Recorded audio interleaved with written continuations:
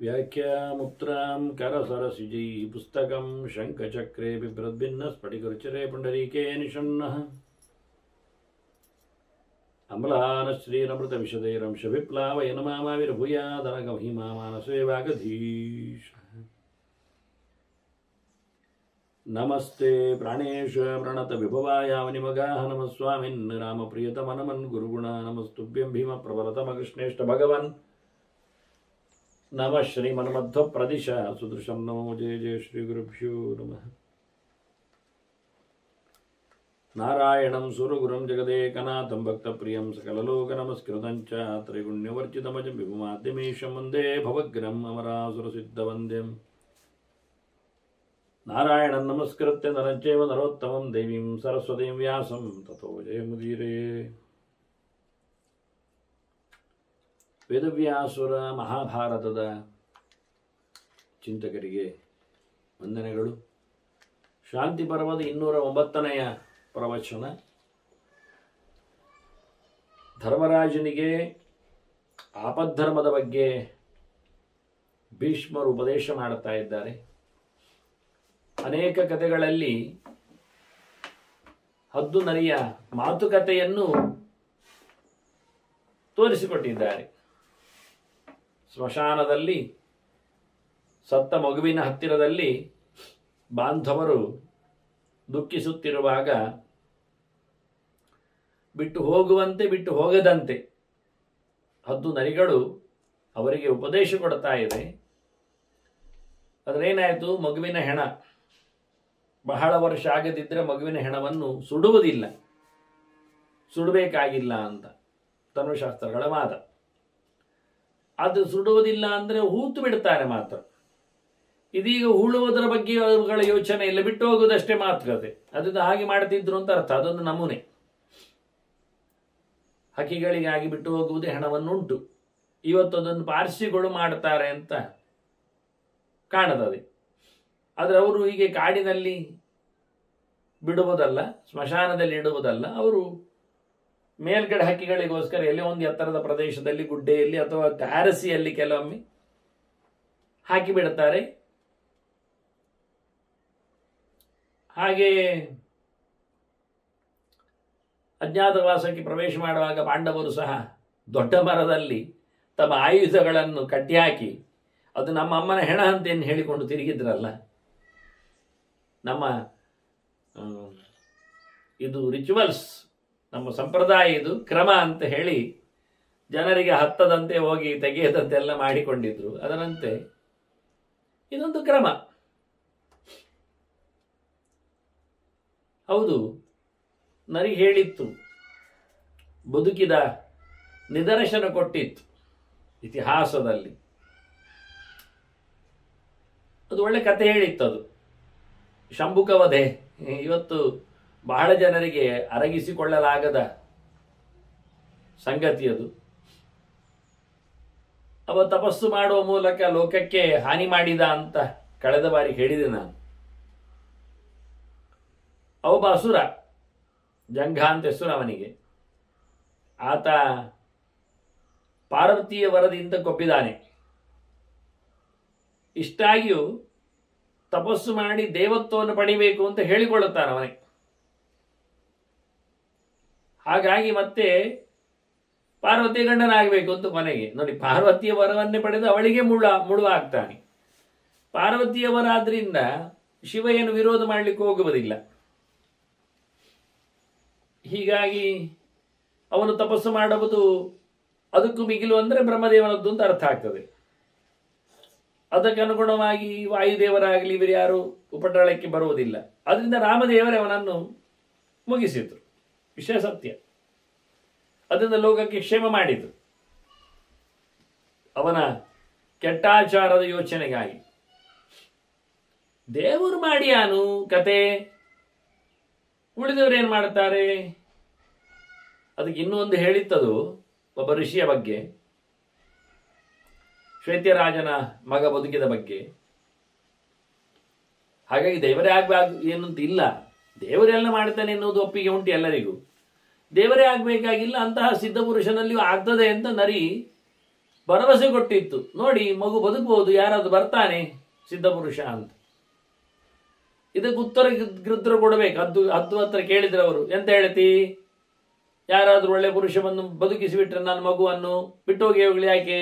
ಅದಕ್ಕೆ ಹೇಳ್ತದೆ, ಅದು ಒಪ್ಪಿದದೆ, ಸರಿ ಸತ್ಯ, ಮಗುದು ಬದುಕುತ್ತದೆ. ಆತ ರುದ್ರ ಕುಮಾರೋವ ಬ್ರಹ್ಮಾವ ವಿಷ್ಣುರೇವ ವರಮಸ್ಮೈ ಪ್ರಯಚ್ಛಂತಿ ತಥೋ ಜೀವೇದಯಂ ಶಿಶು. ವಿಷಯ ಸತ್ಯ. ಬ್ರಹ್ಮದೇವರಿಗೆ ಬದುಕಿಸುವ ಯೋಗ್ಯತೆ ಉಂಟು, ಸೃಷ್ಟಿಗಾರ್ಥ. ನಾರಾಯಣನಿಗೆ ವಿಷ್ಣುವಿಗೆ ಗ್ಯಾರಂಟಿ ಬದುಕಿಸುವ ಸಾಮರ್ಥ್ಯ ಉಂಟು, ಯಾಕೆ ಅವನು ಪಾಲನಕರ್ತ. ರುದ್ರದೇವರಿಗೂ ಬದುಕಿಸ್ಲಿಕ್ಕೆ ಬರ್ತದೆ, ಯಾಕೆಂದ್ರೆ ಅವರು ಸಂಹಾರಕರ್ತ, ಕೊನೆ ಮಾಡಿದ್ದೆ ಅವರು.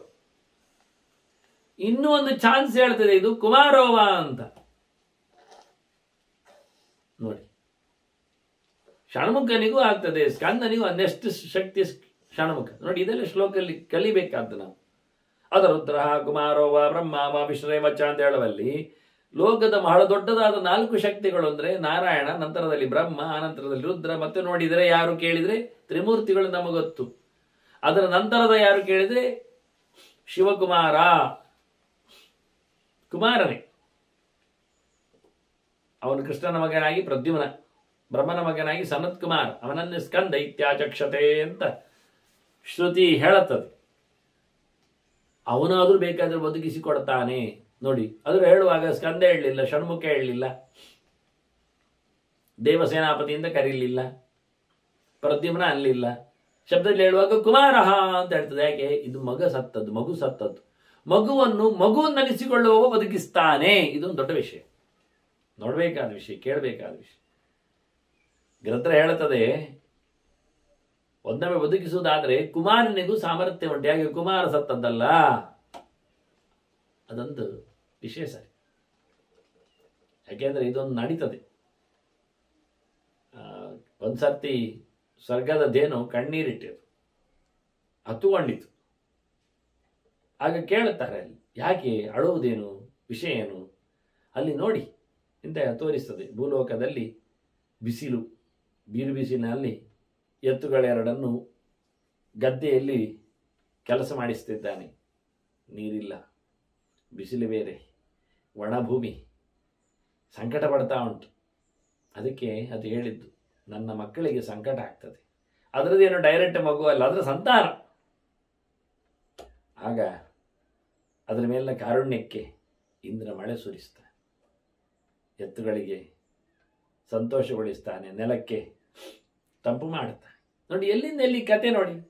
ಇದು ಕತೆ ಯಾಕೆ ಹೇಳಿದೆ ಅಂದ್ರೆ, ಕುಮಾರನ ಮೇಲಿನ ಒಂದು ಪ್ರೀತಿ ವಿಶ್ವಾಸದ ಭರವಸೆ ಮೂಡ್ಲಿಕ್ಕಿದೆ. ಇದು ಒಂದು ಸಿದ್ಧಾಂತ. ಆಯಾ ಅವಸ್ಥೆಯಲ್ಲಿ ಆಯಾ ದೇವತೆಗಳು ಅವನಿಗೆ ಪ್ರಿಯರು ಅಂತ ನೋಡಿಕೊಳ್ಳಿಕೊಂಡು, ಕೌಮಾರಾವಸ್ಥೆಯಲ್ಲಿ ಕುಮಾರ, ಮತ್ತೆ ವಾನಪ್ರಸ್ಥಾಶ್ರಮದಲ್ಲಿ ವಾನಪ್ರಸ್ಥರ ದೇವತೆಗಳ ರೂಪ ವಿಶೇಷಗಳು, ಕಪಿಲ, ವ್ಯಾಸ, ದತ್ತ ಎಲ್ಲ. ಯೋಗದ ನೆಲೆಯಲ್ಲಿ ಬಂದಾಗ ದತ್ತ ಬರ್ತಾನೆ, ಜ್ಞಾನ ಲೆವೆಲಿಗೆ ಬಂದಾಗ ಹಯಗ್ರೀವ ಬರ್ತಾನೆ, ಆರೋಗ್ಯದ ಅಂಗಳದಲ್ಲಿ ಧನ್ವಂತರಿ ಸಿಗ್ತಾನೆ. ಹಾಗೆ ದೇವತೆಗಳಲ್ಲಿಯೂ ಸಹ, ದೇವರ ರೂಪ ವಿಶೇಷಗಳಲ್ಲಿಯೂ ಸಹ ಒಂದು ನೋಡಿಕೊಳ್ಳಿಕ್ಕೆ, ದೇವರನ್ನು ದೇವತೆಗಳನ್ನು ಸಹ ಹಾಗೆ ಅಶ್ವಿನಿ ದೇವತೆಗಳು, ವರುಣ, ವೈದ್ಯ ವಿಷಯದಲ್ಲಿ ಎಲ್ಲ ನೋಡಬೇಕಾದ ಸಂಗತಿ. ಅದರಿಂದ ಕುಮಾರನಿಗೊಂದು ಪ್ಲೇಸ್ ಕೊಟ್ಟರು ಇಲ್ಲಿ. ಅದೊಂದು ಸಿದ್ಧಾಂತವೂ ಹೌದು ಆ ಲೆಕ್ಕದಲ್ಲಿ. ಮಕ್ಕಳು, ಯಾಕೆಂದ್ರೆ ಅವನಿಗೊಂದು ವಿಷಯ ಉಂಟು, ಅವನಿಗೆ ಷಷ್ಠಿ ದೇವತೆಗಳೆಲ್ಲ, ಅವನು ಷಷ್ಠಿ ದೇವತೆಗಳೆಲ್ಲ ಅವನಿಗೆ ಅಂಡರ್. ಆದ್ರಿಂದಲೇ ಮಗುವನ್ನು 6ನೇ ದಿನದಲ್ಲಿ ಎಲ್ಲ ಗುಡ್ಡಪ್ಪ ಪೂಜೆ ಎಲ್ಲ ಮಾಡಿ ತೊಟ್ಟಿಲೆ ಹಾಕುವಾಗೆಲ್ಲ ಕೆಟ್ಟ ಶಕ್ತಿಗಳು ನಿರ್ಮೂಲನ ಮಾಡಿಕೊಳ್ಳುವ ಧೂಪರೋಪಾನ ಹಾಕುವ ಕ್ರಮ ಅದು ಸರಿಯೇ. ಷಷ್ಠಿ ದೇವಿ ಆರಾಧನೆ ಮಾಡಬೇಕು ಅಂತ ಹೇಳ್ತಾರೆ, ಮಗು ಹುಟ್ಟಿದ 6 ದಿನಕ್ಕೆಲ್ಲ ಅಂತ ಹೇಳಿಕೊಳ್ಳುವಲ್ಲೆಲ್ಲ. ಆ ಬಾಲಗ್ರಹಗಳಿಗೆ ಅವತ್ತು ಅವಕಾಶ ಉಂಟು, ಅವುಗಳು ಸಾಯಿಸಬಹುದು. ಅದಕ್ಕೆಲ್ಲ ಲೀಡರ್ ಕುಮಾರ, ಅದನ್ನು ಅವನ ಪೂಜೆ ಮಾಡಬೇಕು, ಸ್ಕಂದ. ಅದನ್ನ ಇಲ್ಲಿ ಕುಮಾರನ ಒಂದು ಬಾಲಗ್ರಹ ನಿಪೀಡಿತ ಅಂತ ಮೊದಲೇ ಹೇಳಿತ್ತು, ಇದಕ್ಕೆ ಉಪದ್ರ ಆಗಿದೆ ಮಗುವಿಗೆ, ಆದ್ರಿಂದ ಸತ್ತದ್ದು ಅಂತ.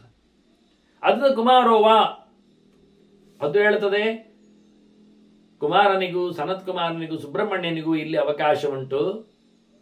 ಇವರೆಲ್ಲ ಮನಸ್ಸು ಮಾಡಿದರೆ ಖಂಡಿತವಾಗಿ ವರಮಸ್ಮೇ ಪ್ರಯಚ್ಛಂತಿ, ಇವನಿಗೆ ವರ ಕೊಡ್ತಾರೆ. ತಥೋ ಜೀವೇದಯಂ ಶಿಶು. ಅದು ಹೇಳಿದ್ದರ ಒಂದು ವಾಕ್ಯವನ್ನು ಅದು ವಿರೋಧಿಸಲಿಲ್ಲ. ಯಾರಾದರೂ ಒಂದು ಬದುಕಿಸಿ ಯಾರು ಹೇಳುವಾಗ, ಯಾರು ಸಿದ್ಧರು ಮುನಿಗಳು ಬಿಡಿ, ತಪಸ್ವಿಗಳೇ ಸತ್ತಿದ್ದಾರೆ, ಇನ್ನು ತಪಸ್ಸು ಪ್ರಭಾವದಿಂದ ಉಳಿದವರು ಬದುಕಿಸುವುದೆಂತ. ಆದರೆ ದೇವರ ಬಗ್ಗೆ ಕ್ವಶನ್ ಮಾಡಲಿಕ್ಕೆ ನರಿಕೊಟ್ಟ ಉದಾಹರಣೆಯಲ್ಲಿ ರಾಮನ ಇರ್ಲಿಕ್ಕೆ ಹೋಗಿ ದೇವರಿಗೆ ಆಗದ ಸಂಗತಿಯಿಂದ ಹೇಳಲಿಕ್ಕೆ ಆಗುದಿಲ್ಲ. ಸಾವಿರಾರು ವರ್ಷ ನಾನು ನೋಡಿದ್ದೇನೆ, ಒಬ್ಬರು ಬದುಕಿದ್ದಿಲ್ಲ ಹೇಳಿದ್ರೆ ಉಂಟು, ಕಥೆಯಲ್ಲೇ ಉಂಟು. ಅದು ಒಪ್ಪಿಕೊಳ್ಳುತ್ತದೆ. ದೇವರು ದೇವತಾ ಶಕ್ತಿಗಳಿಗೆ ಆಗತಕ್ಕ ಸಂಗತಿಗಳಿಲ್ಲ, ಇಂಥವರಿಗೆಲ್ಲ ನಡೀತದೆ ಅಂತ ದೊಡ್ಡ ಶಕ್ತಿಗಳನ್ನೆಲ್ಲ ಕರೆಯಿತು.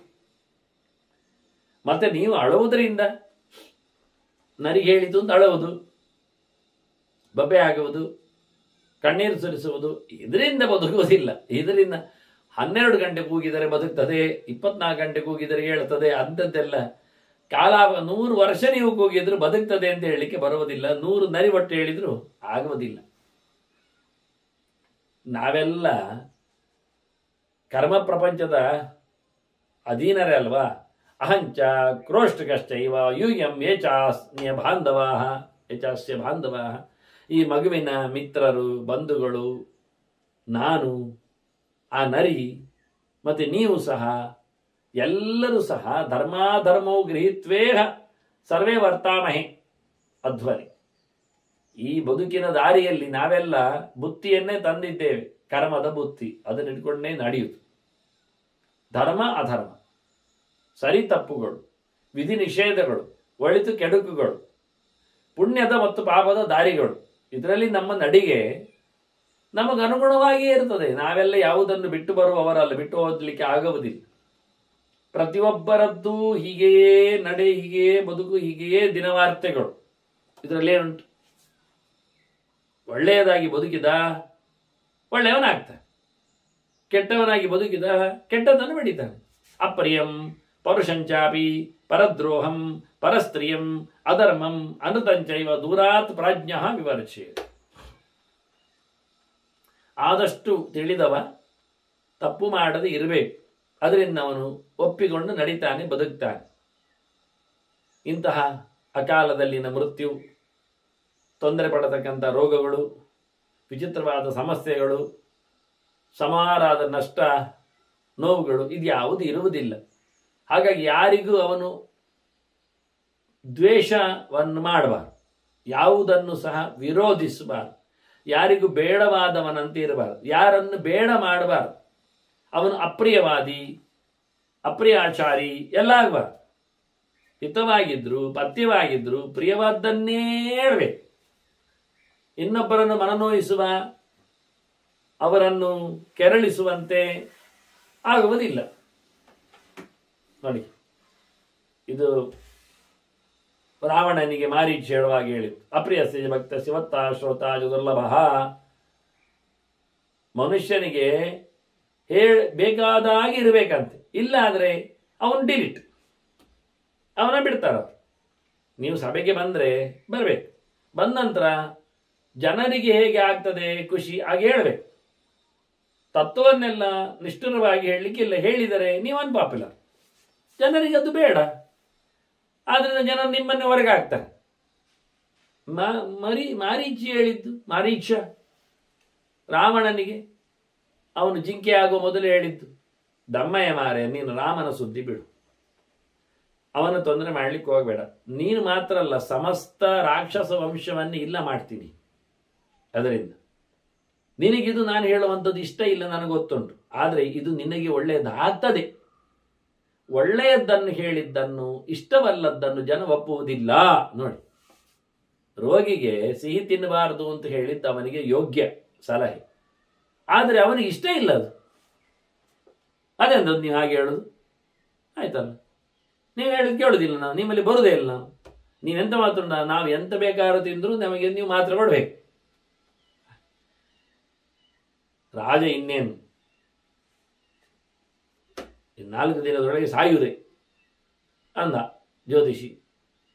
ಎಂದದ ನನ್ನನ್ನು ಸಾವಿಗೆ 4 ದಿನಕ್ಕೆ ನೀನು ತಳ್ಳುವ ಹೊಗಾಚೆ ಅಂತೇಳಿ ಅವನನ್ನು ಸೆರೆಮನೆಯಲ್ಲಿಟ್ಟ. ಮತ್ತೊಬ್ಬ ಜ್ಯೋತಿಷಿಯಿಂದ ಪ್ರಶ್ನೆ ಇಟ್ಟರೆ ಅವ್ರು ಹೇಳೋದಾಗೆ, ಎಂಥ ವೈಭವ! ನಿಮ್ಮ ಮುಂದಿನ ಪೀಳಿಗೆ 4 ದಿನದೊಳಗೇನೆ ರಾಜಮರ್ಜಿಯಲ್ಲಿ ಬದುಕಲಿಕ್ಕೆ ಉಂಟು ಅಂದ.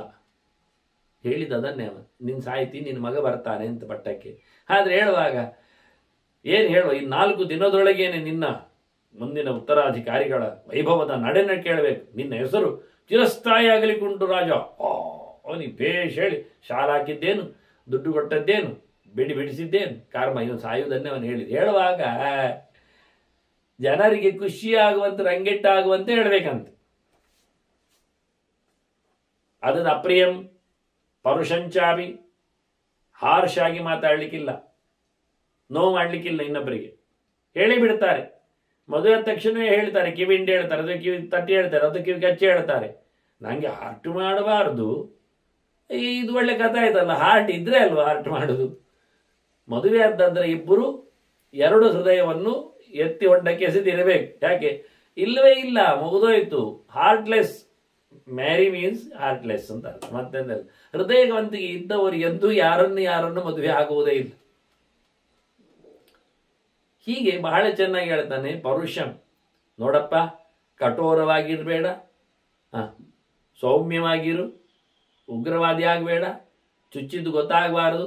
ಅಂದರೆ ನಿಲ್ಲಿಸಿರಿ ನಿಮ್ಮ ಭಾಷಣ, ಸಾಕು ಮಾಡಿ, ಊಟಕ್ಕೆ ಒತ್ತಾಯಿತು ಹಾಗೆಲ್ಲ ಹೇಳಲಿಕ್ಕಿಲ್ಲ. ಮತ್ತೆ ನಿಧಾನಕ್ಕೆ ಚುಚ್ಚಬೇಕಲ್ಲಿ, ಹೀಗೆ ಕಚ್ಚಬೇಕು, ಒತ್ತಿದ್ರೆ ಸಾಕು, ಅಂದರೆ ಸಿಗ್ನಲ್ ಕೊಡಬೇಕಷ್ಟೆ, ಗೊತ್ತಾಗುವ. ಅನ್ನ ನೀವು ಹಾರ್ಷ್ ಆಗಿ ಜೋರಾಗಿ ಅಲ್ಲ, ಮಾತಿನಲ್ಲಿ, ರೂಪದಲ್ಲಿ, ನಡೆಯಲ್ಲಿ ಎಲ್ಲ ಇರುವ. ಪರದ್ರೋಹಂ, ಇನ್ನೊಬ್ಬರಿಗೆ ದ್ರೋಹ ಮಾಡಬಾರ್ದು, ಭಾರಿ ವಿಶೇಷ. ದೊಡ್ಡ ಮಟ್ಟಿನ ದ್ರೋಹ ಮಾಡಬಾರ್ದು, ಭಗವಂತನಿಗೆ ವಿರೋಧ ನಡೆಸಬಾರ್ದು. ಸುಮಾರು ಅರ್ಥ ಉಂಟಿದ್ರಲ್ಲಿ. ಹಿಂಬದಿಯಿಂದ ಅನ್ಯಾಯ ಮಾಡಬಾರ್ದು, ಅದು ಅರ್ಥ. ಅನೇಕ ಅರ್ಥಗಳಲ್ಲಿ ಪರದ್ರೋಹ ಅಂತ. ಪರ ಅಂದರೆ ಬೇರೆಯವರಿಗೆ ಅಂತ ಅರ್ಥ, ಪರ ಅಂದರೆ ಉತ್ತಮರಿಗೆ, ದೊಡ್ಡವರಿಗೆ ಅಂತ ಅರ್ಥ, ಪರ ಅಂದರೆ ದೇವತೆಗಳಿಗೆ ಅಂತ ಅರ್ಥ, ಪರ ಅಂದರೆ ನಿನ್ನದಲ್ಲದವರಿಗೆ ಅಂತ ಅರ್ಥ. ಅನಾತ್ಮೀಯರು, ನಿನ್ನದಲ್ಲದವರು ಯಾರೋ ಅದರ್ಸ್ ಅಂತ ಅರ್ಥ. ಪರ ಅಂದರೆ ಶತ್ರುಗಳು ಅಂತ ಅರ್ಥ. ಪರ ಅಂದರೆ ಹಿಂಬದಿಯಿಂದ ಅಂತ ಅರ್ಥ, ಮತ್ತೆ ಅಂತ ಅರ್ಥ, ನೆಕ್ಸ್ಟ್ ಅಂತ ಅರ್ಥ, ಜೋರು ಅಂತ ಅರ್ಥ. ಸುಮಾರು ಅರ್ಥದಲ್ಲಿ, ಇಷ್ಟೆಲ್ಲ ಅರ್ಥದಲ್ಲಿಯೂ ಕೀಟಲೆ ಮಾಡಲಿಕ್ಕಿಲ್ಲ, ತಂಟೆ ಮಾಡಲಿಕ್ಕಿಲ್ಲ, ಅನ್ಯಾಯ ಮಾಡಲಿಕ್ಕಿಲ್ಲ. ಪರಸ್ತ್ರೀಯಂ, ಮತ್ತೊಬ್ಬರ ಹುಡುಗಿಯನ್ನು, ಅದರಲ್ಲಿ ನಿನಗಿಂತ ಉತ್ತಮಳಾದ ಸ್ತ್ರೀಯನ್ನು ದರ್ಶನೆಗೆ ಮಾಡಲಿಕ್ಕೆ, ಅನಾಚಾರಕ್ಕೆ ಒಳಪಡಿಸಲಿಕ್ಕೆ ಇಲ್ಲ. ಅದರೊಟ್ಟಿಗೆ ಅಧರ್ಮಂ, ಕೆಟ್ಟ ಆಚಾರ ಮಾಡಲಿಕ್ಕಿಲ್ಲ. ಅನುತಂಚೈವ, ಸುಳ್ಳು ಹೇಳಲಿಕ್ಕಿಲ್ಲ. ಇದನ್ನೆಲ್ಲ ಬಿಟ್ಟರೆ ಒಳ್ಳೆ ಅವ. ಇದನ್ನು ಮಾಡಿ. ಅಧರ್ಮದಿಂದಲೇ ಇಷ್ಟೆಲ್ಲ ಅನಾಹುತಗಳಾಗುವಂಥದ್ದು. ಧರ್ಮವನ್ನು ನಡೆಸಿಕೊಡಿಯಪ್ಪ. ಧರ್ಮಂ ಸತ್ಯಂ, ಅದೇ ರೀತಿಯಾಗಿ ನ್ಯಾಯಂ, ಶ್ರುತಂ, ಮಹತೀಂ, ಪ್ರಾಣಿನಾಂ ದಯಾಂ, ಓದಲಿಕ್ಕೆ ನೋಡಿ, ಧರ್ಮವನ್ನು ಆಚರಿಸಿ, ಸತ್ಯವನ್ನು ಹೇಳಿ, ನ್ಯಾಯದಿಂದ ನಡೆಯಿರಿ. ಬಹಳ ದೊಡ್ಡ ಮಟ್ಟಿನಲ್ಲಿ ಪ್ರಾಣಿ ದಯೆಯನ್ನು, ಎಲ್ಲರ ಮೇಲಿನ ಉಪಕಾರ ಪ್ರಜ್ಞೆ, ಅವರ ಮೇಲೆ ಪ್ರೀತಿಯಾದ ವಿಶ್ವಾಸವುಳ್ಳ ನಡೆ, ಅದು ತೋರಿಸಿ. ಎಲ್ಲರ ಮೇಲೆ ಅನುಕಂಪೆ ಇರಲಿ. ಅಜಿಕ್ವಂ ಮತ್ತೆ ಹೇಳ್ತದೆ ಅದು. ಅದರೊಟ್ಟಿಗೆ ಒಂದು ಇರಲಿ ಎಂಥದ್ದು ಕೇಳಿದರೆ, ಮೋಸ ಆಗಬಾರ್ದು, ಸ್ಟ್ರೈಟ್ ಫಾರ್ವರ್ಡ್ನೆಸ್. ಮತ್ತು ಅಶಾಟ್ಯಂಚ್, ಯಾರಿಗೂ ಟೊಪ್ಪೆ ಹಾಕುವುದು, ವಕ್ರತೆ, ಎದುರೊಂದು ಹೊರಗೊಂದು, ಓರೆ ಮಾರ್ಗ, ಅದೆಲ್ಲ ಯಾವುದೂ ಇಲ್ಲ. ಅದೆಲ್ಲ ಇಲ್ಲದಿದ್ದರೆ ಇದನ್ನೆಲ್ಲ ಚಂದವಾಗಿ ಎತ್ತತಃ ಪರಿಮಾರ್ಗತಃ ಇದನ್ನೆಲ್ಲ ಚೆನ್ನಾಗಿ ಬಿಟ್ಟು ಒಳ್ಳೆಯದನ್ನೇ, ಸತ್ಯವನ್ನೇ ಪಾಲಿಸುವಂತೆ ಪರಿಮಾರ್ಗತ, ಅದನ್ನು ಹುಡುಕಿರಿ, ನಡೆದಿರಿ. ಕಷ್ಟ ಉಂಟು ಸತ್ಯದಲ್ಲಿ ಬದುಕಲಿಕ್ಕೆ. ಎಲ್ಲಿ ಉಂಟು ಹುಡುಕಬೇಕು, ಧರ್ಮ ಎಲ್ಲಿದೆ, ನ್ಯಾಯ ಎಲ್ಲಿದೆ, ಸತ್ಯ ಎಲ್ಲಿದೆ ಅಂತ ಹುಡುಕಿ. ಓದಲಿಕ್ಕೆ ಎಲ್ಲಿ, ಕಲೀಲಿಕ್ಕೆ ಎಲ್ಲಿ ಹುಡುಕಿ. ಕಿವಿಗೆ ಬಂದು ಕೇಳುವುದಿಲ್ಲ, ಕಷ್ಟಪಡಬೇಕು, ಪ್ರಯತ್ನಿಸಬೇಕು ಅಂತದೆ. ಜನರಿಗೆ ಧರ್ಮ ಮಾಡಲಿಕ್ಕೆ ಮನೆಯಲ್ಲೇ ಜಾಗ ಉಂಟು, ಬಿಟ್ಟಿದ್ದಾರೆ. ಮಾತರಂ ಪಿತರಂ ಅಭಿ ಬಾಂಧವಾನ್ ಸುಹೃದಸ್ತತ ಜೀವತೋ ಯೇ ನಪಶ್ಯಂತಿ ತೇಷಾಂ ಧರ್ಮ ವಿಪರ್ಯಯ. ಬದುಕಿದ್ದಾಗ ತಂದೆ ತಾಯಿಗಳ, ಮಿತ್ರರ, ಬಂಧುಗಳ ಸೇವೆ ಮಾಡುವುದಿಲ್ಲ.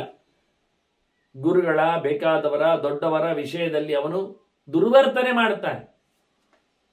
ಬದುಕಿದ್ದಾಗ ಮಾಡದವನಿಗೆ ಬದುಕುವ ರೈಟ್ ಎಲ್ಲಿದೆ? ಸತ್ತ ನಂತರ ಏನು ಅವರ ನೆನಪು ಮಾಡಿಕೊಳ್ಳುವುದು? ಪ್ರಯೋಜನ ಇಲ್ಲ ಅಂತ. ಅಂದ ಧರ್ಮ ವಿಪರೀತ ಆಗಲಿಕ್ಕೆ ಕಾರಣ, ವ್ಯತ್ಯಾಸಗೊಳ್ಳಲಿಕ್ಕೆ ಕಾರಣ, ಯಾರ್ಯಾರೋ ಮುಂದೆ ಹಿಂದೆ ಸಾಯಲಿಕ್ಕೆ ಕಾರಣ, ಅವರು ಎಂದೆಂದೋ ಯಾವ ಯಾವುದು ಅಧರ್ಮಗಳನ್ನು ಮಾಡಿದ್ದಕ್ಕೆ. ಅದರಿಂದ ಪ್ರಯೋಜನ ಇಲ್ಲ, ಅತ್ತು ಏನು ಕೆಲಸ ಆಗುವುದಿಲ್ಲ. ಹೊರಟಾಗಿ ಅವರವರು ಮಾಡಿದ ಧರ್ಮಕರ್ಮ ಅಧರ್ಮ ಪ್ರವೃತ್ತಿ ಅವರವರಿಗೆ, ನನಗಾಗಲಿ ನರಿಗಾಗಲಿ ನಿಮಗಾಗಲಿ ಲೋಕಕ್ಕಾಗಲಿ ಒಂದೇ ನ್ಯಾಯ ಅಂತ ಹೇಳಿ ಮತ್ತೆ ಅವರು ಹೊರಟ್ರೆ ನರಿ ಬರ್ತದೆ, ಹೇಳ್ತದೆ, ಎಂಥದ್ದು ಮಾರಾಯರೆ, ದಾರುಣಃ ಮರ್ತ್ಯಲೋಕೋಯಂ ಸರ್ವಪ್ರಾಣಿ ವಿನಾಶನ. ಈ ಮನುಷ್ಯ ಲೋಕದ ಬಗ್ಗೆ ನನಗೆ ಧಿಕ್ಕಾರ ಕಾಣುತ್ತದೆ, ಅತಿ ಕ್ರೂರ, ಅತಿ ಕರಾಳ, ಅತಿ ಉಗ್ರ ಅನಿಸ್ತದೆ. ಈ ಮನುಷ್ಯ ಲೋಕ ಎಲ್ಲರನ್ನು ಕಬಳಿಸ್ತದೆ, ಯಾರನ್ನು ಕಾಣುವುದಿಲ್ಲ. ಎಲ್ಲಿಯೂ ನೋಡಿದರಲ್ಲಿ ಯಾವುದೇ ರೀತಿಯಾಗಿ ಇಷ್ಟ ಬಂಧು ವಿಯೋಗಶ್ಚ, ತನಗೆ ಬೇಕಾದವರಿಲ್ಲ ಆಗುವುದು, ಸಂಬಂಧಿಗಳು ಸಾಯುವುದು, ತಥಾ ಹೀಗ ಅಲ್ಪಂಚ ಜೀವಿತಂ, ಬೇಗನೆ ಆಯುಷ್ಯವೇ ಇಲ್ಲ ಯಾರಿಗೂ. ಬಂದೋಗಿರ್ತಾರೆ ಜೀವಂತವಾಗಿ, ಮತ್ತೆ ಅವರೇ ಬಂದಿರ್ತಾರೆ ಸತ್ಕೊಂಡು. ಅಲ್ಪ ಆಯುಷ್ಯ. ಈ ಮನುಷ್ಯ ಲೋಕದ ಕತೆ ಕೇಳಿದ್ರೆ ಬಹಳ ಕಾಲ ಬದುಕುವುದೇ ಇಲ್ಲ ಅನಿಸ್ತದೆ. ಅದು ನನಗೆ ಮನುಷ್ಯ ಲೋಕದ ಮೇಲೆ ತಾತ್ಸಾರ ಬಂದಿದೆ. ಬಹ್ವಲೀಕಂ ಅಸತ್ಯಂಚಾಪಿ ಅತಿವಾದ ಪ್ರಿಯಂ ವದಂ.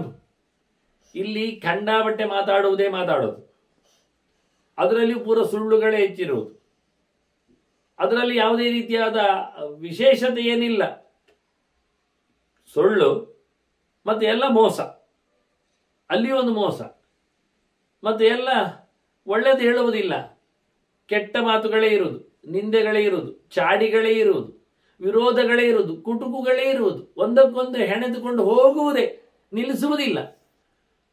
ಮಾತಿಗೆ ಮಾತು, ಮುಳ್ಳು ಮಾತು, ನಂಜು ಮಾತು, ಕಠೋರವಾದ ಮಾತು, ಉಪಯೋಗ ಇಲ್ಲದ ಕತೆ. ಎಲ್ಲಿ ನೋಡಿದರಲ್ಲಿ ಮಾತಿನದ್ದೇ ಚಕಮಕಿಗಳು, ಅದರಲ್ಲಿಯೂ ಸುಳ್ಳಿನ ಕಂತೆಗಳು, ಭಾರೀ ಮೋಸದ ಇರಾದೆಗಳು. ಇಮಂ ಪ್ರೇಕ್ಷ ಪುನರ್ಭಾವಂ ದುಃಖ ಶೋಕ ವಿವರ್ತನ್. ಇಲ್ಲಿ ಮತ್ತೆ ನಾನು ನೋಡ್ತಾ ಇದ್ದೇನೆ, ಅಲ್ಲಿ ಇಲ್ಲಿ ನೋಡುವಾಗ ನಿಮ್ಮ ಹಣೆ ಬರಹ, ನಿಮ್ಮ ಗೋಳು, ನಿಮ್ಮ ಈ ಬಗೆ ನನಗೊಂದಿಷ್ಟು ಮತ್ತೊಂದಿಷ್ಟು ದುಃಖ ಆಗ್ತಾ ಉಂಟು, ನನಗೆ ಮತ್ತೊಂದಿಷ್ಟು ನೋವು ಉಂಟಾಗ್ತಾ ಉಂಟು. ನಿಮ್ಮ ಈ ನೋವಿನ ದುಃಖದ ಪರಿಸ್ಥಿತಿ ನೋಡಿ ನನಗೊಂದಿಷ್ಟು ಬೇಸರ ಬರ್ತಾ ಇದೆ. ನಮೇ ಮಾನುಷ ಲೋಕವೇ ಮುಹೂರ್ತಮಪಿ ರೋಚತೆ. ನನಗೊಂದು ಸ್ವಲ್ಪ ಹೊತ್ತಿರ್ಲಿಕ್ಕೂ ಇಷ್ಟ ಬರುವುದಿಲ್ಲ. ಮುಹೂರ್ತಮಪಿ, ಮುಹೂರ್ತಗಳು ಅಂದ್ರೆ ಸ್ವಲ್ಪ ಉದ್ದ ಇರ್ತದೆ, 44 ಗಂಟೆಗೆ ಬೀಳ್ತದೆ. ಅದು ಹೇಳೋದಲ್ಲ, ಒಂದು ಚೂರು ಅಂತ ಹೇಳೋದು. ನನಗೆ ಚೂರು ಹೊತ್ತು ಮನುಷ್ಯ ಲೋಕದಲ್ಲಿ ಒಂದು ಪೀರಿಯಡ್, ಈಗ ಲೆಕ್ಕಾಚಾರದಲ್ಲಿ ನನಗೊಂದು ಚೂರು ಹೊತ್ತು ಇರ್ಲಿಕ್ಕೂ ಇಷ್ಟ ಆಗೋದಿಲ್ಲ ಮನುಷ್ಯ ಲೋಕದಲ್ಲಿ. ಅಂತಹ ಕಪಟದ ಲೋಕ, ಅಂತಹ ದುಃಖ ಶೋಕದ ಲೋಕ, ಅಂತಹ ಸಾವಿನ ಲೋಕ ಯಾರಿಗೆ ಬೇಕಿದು? ಮನುಷ್ಯ ಲೋಕವೇ ಹೀಗೆ ಉಂಟಲ್ಲ ಅಂತ ಮನುಷ್ಯ ಲೋಕದ ಬಗ್ಗೆ ಜುಗುಪ್ಸೆ ಮಾತಾಡ್ತದೆ. ಕಥಂಗಚ್ಚದ ನಿಸ್ನೇಹ. ಎಂಥದು ಎಂಥದು ಅಕ್ಕಿ ಹೇಳಲಿಕ್ಕೆ ಹೋಗಿ ಎಲ್ಲ ಬಿಟ್ಟು ಹೋಗ್ತಿದ್ದೀರಲ್ಲ, ಎಂತ ಇದು ಮನುಷ್ಯ ಲೋಕದ ಕತೆ? ಪ್ರೀತಿ ವಿಶ್ವಾಸಕ್ಕೆ ಒಂದು ಚೂರು ಬೆಲೆಯೇ ನಂಬಿಕೆಯೇ ಇಲ್ಲವೇ? ಬಂಧನಕ್ಕೊಂದು ಬಾಂಧವ್ಯಕ್ಕೊಂದು ಅರ್ಥವೇ ಇಲ್ಲವಾ? ಎಂತ ಹೋಗುದು? ಯಥೈವ ಅಬುದ್ಧ ಎಸ್ತದ. ಮಂಡ್ಯ ಸರಿ ಇಲ್ಲದವರಾಗಿ ಹೋಗ್ತಾ ಇದ್ದೀರಲ್ಲ. ಇದು ನಮ್ಮ ಕರಾವಳಿ ಭಾಷೆಯ ನರಿ ಕಾಣ್ತದೆ, ಹಾಗೆ ಹೇಳ್ತಾ ಉಂಟು. ಯಥೈವ ಅಬುದ್ಧ ಎಸ್ತದ ಅಂತ. ಮಂಡ್ಯ ಸರಿ ಇಲ್ಲದವರು ನೀವು ಅಂತ. ನಿಮಗೆ ಬುದ್ಧಿ ಕೆಟ್ಟಿದೆಯಾ? ಬುದ್ಧಿಶೂನ್ಯರ ನೀವು? ಏನು ಅರ್ಥ ಆಗುವುದಿಲ್ವಾ? ಹೇಗೆ ಹೋಗ್ತೀರಿ? ಏನು ಹೋಗ್ಲಿಕ್ಕೆ ಬರ್ತದೆ? ಶುತ್ವ ಗೃದ್ರಸ್ಯ ವಚನಂ ಪಾಪಸ್ಯೇಹ ಅಕೃತಾತ್ಮನ ಎಂದು ಹದ್ದಿನ ಮಾತು ಕೇಳೋದ? ಹದ್ದಿ ಎಂತ ಮಾಡಿದೆ? ಕೆಟ್ಟದ್ದು ಅದು. ಅದಕ್ಕೆ ತಾನು ಯಾರು ಗೊತ್ತಿಲ್ಲ, ತನ್ನ ಮನಸ್ಸೇ ಗುಟ್ಟು ಗೊತ್ತಿಲ್ಲ. ಅದು ಓದಿಕೊಂಡದ್ದುಂಟ, ದೇವರ ವಿಷಯ ಕೇಳಿದ್ದುಂಟ. ಅಕೃತಾತ್ಮ ಅದು, ಏನು ತನಗಾಗಿ ಮಾಡಿಕೊಂಡದ್ದಿಲ್ಲ. ಅದು ಒಳ್ಳೆ ರೀತಿಯ ಮನಸ್ಸಿದ್ದದ್ದು ಅಲ್ಲ. ಓದಿ ಅದಕ್ಕಿಂತ ಮುಂದೆ ಗೊತ್ತಿಲ್ಲ. ಮತ್ತೆಂತ ಹೇಳೋದು? ಬೇಡದಿದ್ದದನ್ನು ಮಾಡಿ ಗೊತ್ತು. ಹೇಳೋದಿಲ್ಲ ಇದು. ಹೇಳಲಿಕ್ಕೆ ಹೋದ್ರೆ ನಿಜವಾಗಿ ಬಾಯಿ ಮುಚ್ಚಿಕೊಂಡಿದೆ ಇದು. ಆತ್ಮ ಅಂದ್ರೆ ದೇಹ, ಅಕೃತ ಅಂದ್ರೆ ಮಾಡಬಾರದನ್ನು ಮಾಡಿಕೊಂಡ ದೇಹ ಅಂತ. ಅಂದ್ರೆ ಹೆಣ ತಿಂದ ದೇಹ ಅಂತ ಹೇಳಬೇಕಿತ್ತು, ಹೇಳುವುದಿಲ್ಲ. ಅದರ ಮನಸ್ಸು ಸಮ ಉಂಟ? ಕೊಳೆತ ಮಾಂಸದೆಡೆಗೆ ಹಾರುವ ತಲೆ ಎಲ್ಲ ಅದರದ್ದು ಅಂತ ಅದೆಲ್ಲ ಹೇಳಿಕೊಳ್ಳದ ಹಾಗೆ ಮಾತಾಡಿದ್ದು. ಆತ್ಮಶಬ್ದಕ್ಕೆ ಸುಮಾರು ಅರ್ಥ ಇರ್ಲಿಕ್ಕೆ ಹೋಗಿ ದೇಹ, ಮನಸ್ಸು, ಜೀವ, ದೇವರು, ಈ ಎಲ್ಲ ಅರ್ಥ ಉಂಟು. ಅಂದ ದೇವರ ಬಗ್ಗೆ ಗೊತ್ತಿಲ್ಲ, ಜೀವರ ಕಥೆ ಅರ್ಥ ಆಗುವುದಿಲ್ಲ ಅದಕ್ಕೆ. ಜೀವರ ಬಗ್ಗೆ ಏನು ಕೇಳಿಕೊಂಡಿದೆ ಅಂದರೆ ಜೀವಶಾಸ್ತ್ರ ಅಲ್ಲ, ಜೀವಶಾಸ್ತ್ರದಲ್ಲಿ ಹೇಳಿಕೊಡುದು ಜೀವದ ಬಗ್ಗೆ ಅಲ್ಲ, ದೇಹಶಾಸ್ತ್ರವನ್ನು ಹೇಳಿಕೊಡುದು. ಜಿರಳೆ ಆಗಲಿ ಎರೆಹುಳ ಆಗಲಿ ಅದನ್ನು ಕೊಯ್ಯುವುದು ಹೇಗೆ, ಕಪ್ಪೆಯನ್ನು ಕಾಲು ಕತ್ತರಿಸಿದ್ರೆ ಹಾರುವುದಿಲ್ಲ ಯಾಕೆ ಎಂದು ನೋಡಿದವರು, ಮತ್ತೆಂತ ಇಲ್ಲ. ಹೇಳುವುದು ಜೀವಶಾಸ್ತ್ರ ಅಂತ. ಮರಗಿಡಗಳಾಗಲಿ ಪ್ರಾಣಿ ಪ್ರಪಂಚಗಳಾಗಲಿ ಎಲ್ಲವನ್ನು ಕೊಯ್ತಾರೆ ಎಳಿತಾರೆ, ಆದರೆ ಹೇಳುವುದು ಜೀವಶಾಸ್ತ್ರ, ದೇಹಶಾಸ್ತ್ರ. ಅದು ವಾಸ್ತವವಾಗಿ ಜೀವವರು ಯಾರು ಕಾಣೋದಿಲ್ಲ, ಜೀವದ ಕತೆ ಗೊತ್ತಿಲ್ಲ ಯಾವುದು ಅಂತ. ದೇಹ ಹೇಗಿದೆ ಅಂತ ಹೇಳಿ ಹೊರಟದ್ದು. ಪಾಪ ಪುಣ್ಯಕ್ಕೆ ಯಾರಿಗೆ ಅರ್ಥ ಆಗಲಿಲ್ಲ, ಜೀವಶಾಸ್ತ್ರ ಹಾಕಿಬಿಟ್ರು ಅವರು, ಪಾಪ ಹೋಗಲಿ ಸಾಯಿಲಿ ಅಂತ. ಇವುಗಳಿಗಂತೂ ಜೀವ ಬೇರೆ ಇಲ್ಲ, ಅಲ್ಲಿ ನಡೆದೋಯ್ತು. ಜೀವ ಶಬ್ದವೇ ವಿಜ್ಞಾನದಲ್ಲಿ ಇಲ್ಲ, ಅವ್ರಿಗೆ ಕಾಣೋದಿಲ್ಲಲ್ಲ. ಮೈಕ್ರೋಸ್ಕೋಪಿಗೂ ಕಾಣದೇ ಇರತಕ್ಕಂಥ ಸೊತ್ತು ಉಂಟು, ನಂಬುದು ಹೇಗೆ ಅವರು? ನಂಬುದಿಲ್ಲ. ಅವರು ದೇಹಶಾಸ್ತ್ರವನ್ನೇ ಹೇಳಬೇಕು ಲೆಕ್ಕ ಪ್ರಕಾರದಲ್ಲಿ. ಇರಲಿ ಸಾಯಿರಿ, ನಮಗೆ ಯಾವುದೋ ಒಂದು ವಿಜ್ಞಾನ, ಜನ ಹೋಗ್ತಾರೆ ಸಾಯ್ತಾರೆ ಬರ್ತಾರೆ, ಇರಲಿ. ಇದು ಹೇಳ್ತದೆ, ಇದು ಎಂತ ಮಾಡಿದೆ ಗೃದ್ರ, ಹಿಂದೆ ಹೋಗಿ ಬಿಡಬೇಡಿ, ಅದು ಗೊತ್ತಿಲ್ಲ, ಅದಕ್ಕೇನು ಹೇಳಲಿಕ್ಕೆ ಬರುವುದಿಲ್ಲ. ಸುಖಸ್ಯಾನಂತರಂ ದುಃಖಂ ದುಃಖಸ್ಯಾನಂತರಂ ಸುಖಂ ಸುಖ ದುಃಖ ಅನ್ನುವುದೇ ಲೋಕೆ ನಾಸ್ತಿ ಸೌಖ್ಯಂ ಅನಂತಕಂ.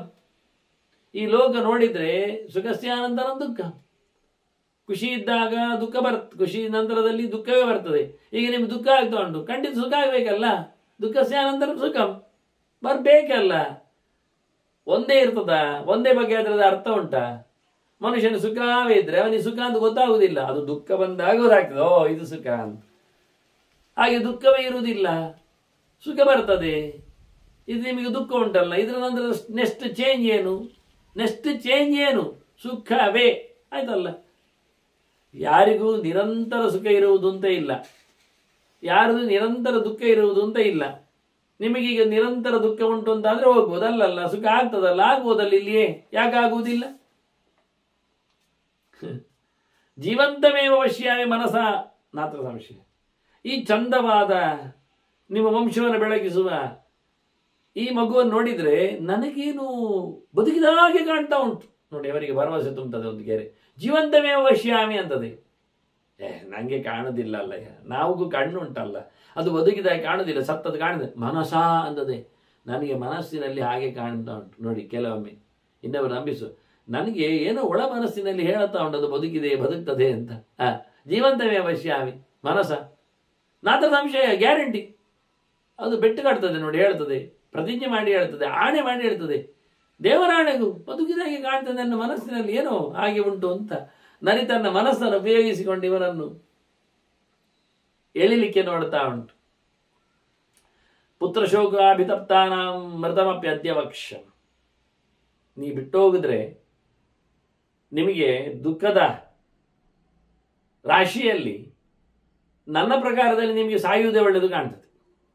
ಅದು ಅಷ್ಟು ಜೋರ ಹೇಳ್ತದೆ, ಆ ಅರ್ಥ ಕಾಣ್ತದೆ. ಇಲ್ಲಿ ಏನೇನೋ ಅರ್ಥ ವ್ಯಾಖ್ಯಾನಕಾರರೆಲ್ಲ ತುಂಬಿಸಿದ್ದುಂಟು.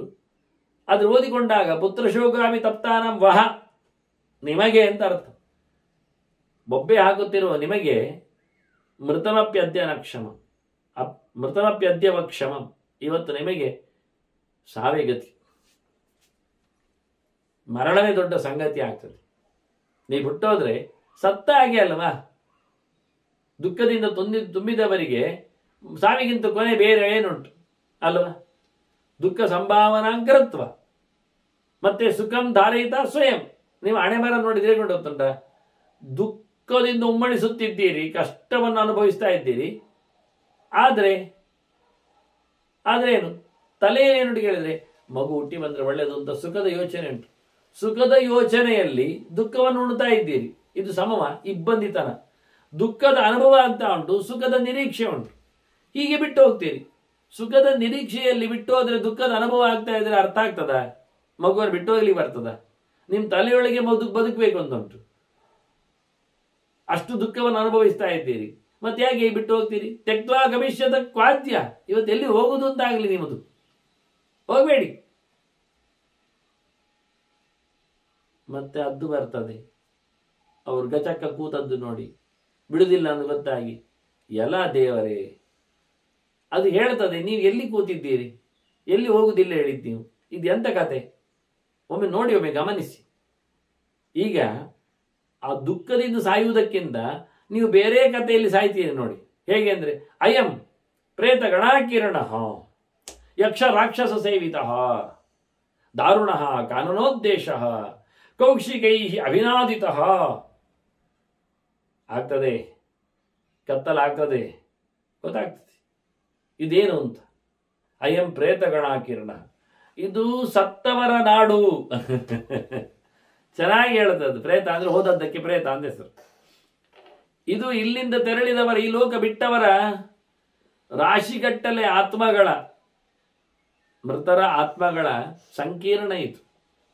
ಒಂದು ದೃಷ್ಟಿಯಿಂದ ಇದು ತಾಮಸ, ಸದ್ಗತಿಯಾಗದವರೆಲ್ಲ ಪ್ರೇತಗಳಾಗ್ತಾರೆ ಅಂತ ಗರುಡ ಪುರಾಣದಲ್ಲಿನ ಗೆರೆ. ಅದೆಲ್ಲ ನಾನು ಗಟ್ಟಿ ಹೇಳಬೇಕಾಗಿಲ್ಲ. ಯಾಕೆಂದ್ರೆ ಜ್ಯೋತಿಷದಲ್ಲಿ ಪ್ರಶ್ನೆ ಇಟ್ಟವರಿಗೆಲ್ಲ ಕಾಣುವುದು ಮೊದಲು ಪ್ರೇತವೇ ಅಥವಾ ಬಾಧೆ. ಅವರಿಗೆ ಪಕ್ಕ ಸಿಗ್ತದೆ ಅದು ಹೇಳಲಿಕ್ಕೆ. ಇಲ್ಲಾದ್ರೆ ಈ ಜನರಿಗೆ ಅದು ಜಾಸ್ತಿ.